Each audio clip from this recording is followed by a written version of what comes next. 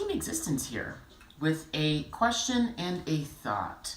65 million years ago, we all know that there were dinosaurs and plant life and humans and all that stuff, which there's a lot of question to the whole timeline of the whole thing. Anyway, so what does life do?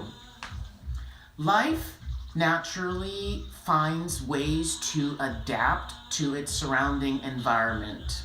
Okay, what else does life do?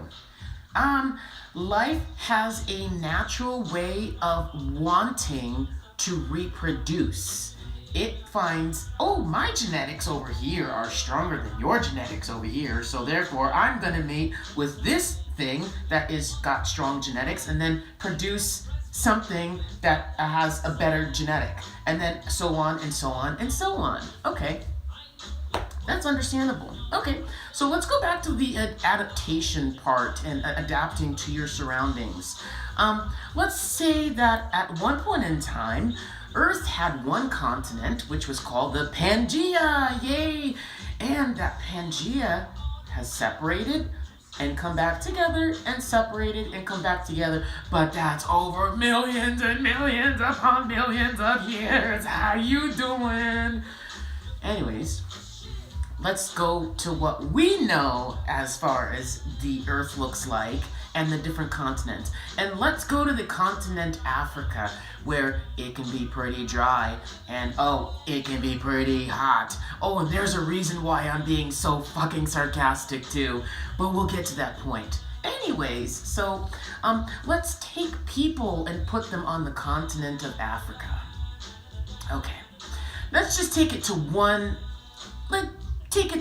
area. Let's go with South Africa. Yay, South Africa. Okay, so let's go back, I'm gonna say 60,000 years. Okay, now remember adaptation. So what happens to a life form that has constant direct heat and sunlight on it?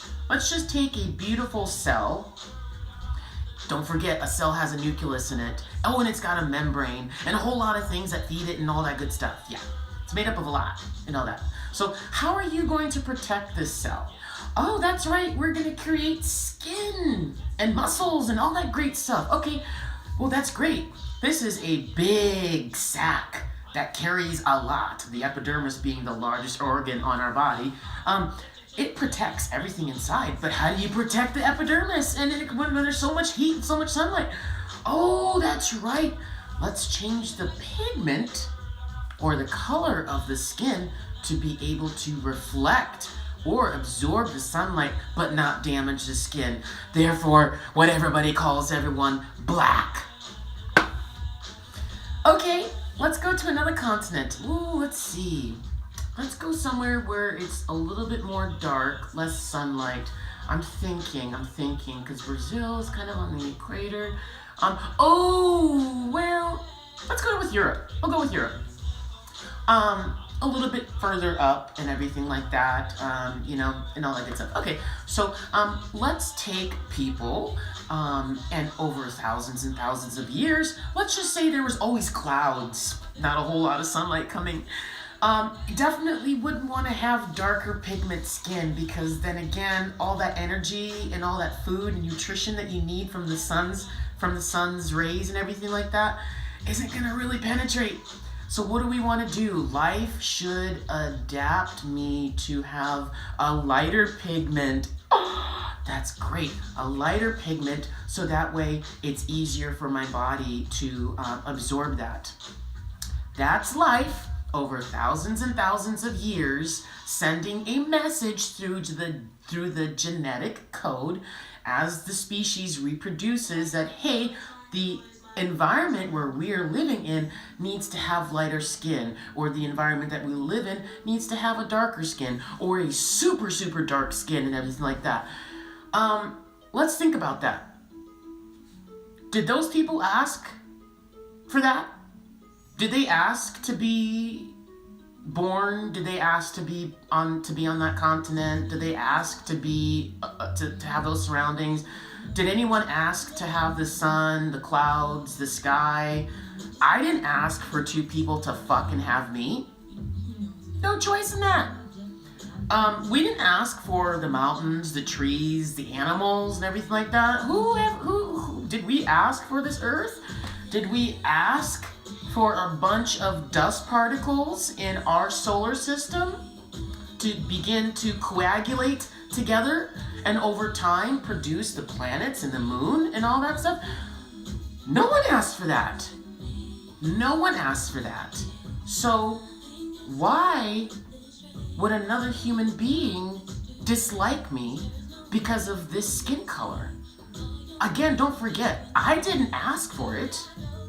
Open up your minds and really think about that. Did you ask for your body parts? Did you ask for your dick? Did you ask for your titties? Did you ask for your face, your hair, your eyes, your eyebrows, your lips, your teeth, your skin, your blemishes, all that stuff? Did you ask for that?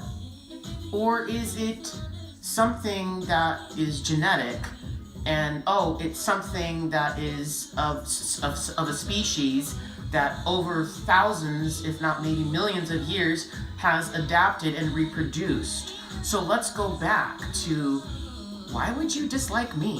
Why would you dislike the person next to you? Just because you have what we call thought that we think other species don't have, which I won't go into that because I'll just be a real dick there. But think about that. Okay, cool. People have their religions. People have their lifestyles. People have their money. People have their cars and all that good stuff. So my point is, why are we so hateful of each other? Because we're all made up of the same clay. Don't forget, out there, even though we are protected by the atmosphere and all that good stuff, but out there, all that dust particle and everything like that came together, don't forget, and created all that we see. All of it, if you look underneath the microscope, it's all atoms, neutrons, protons, cells. We all came from one single organism called amoebas. And then it just, so again, why do we hate? Why is it that you might not like someone else's choices? That's cool. It's none of your fucking business. Unless it is physically threatening or affecting you, then there's reason to protect yourself and stuff like that. But if people want to have a red lawn, let them have a red lawn. I mean, that's life is so darn short. Do you guys realize? Not even short. Do you realize how complicated the human body is? Take a little bit of time to think about that. Think about that. All it takes is a single stroke, or it takes just only a few seconds to have no oxygen in your brain to completely change who you are. A heart attack, liver disease, cancer, all that different stuff can change your body in an instant and you're a different person, or you're dead. I just think that it's gonna take a very long time, sadly, for humans to be able to coexist with each other. And there is a lot of sadness, and there is a lot of death, and a lot of just work to be done in the future. And I'm just being blunt and dickish about it because it's actually the fucking truth.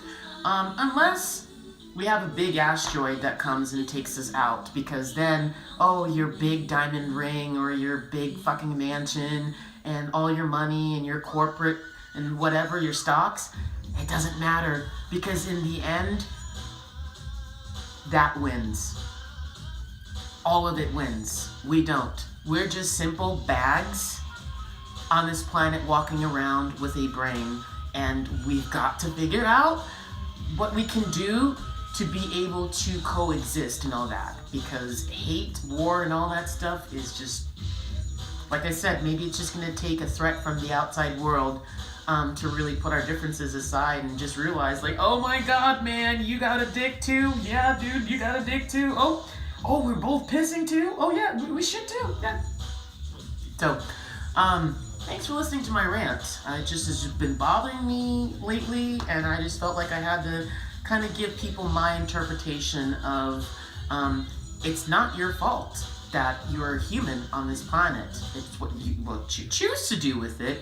Yet it's no one's fault that this is how we were created. So we've got to figure out how to get along.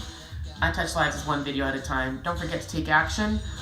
Look up because you might see something, and practice what you preach. Peace.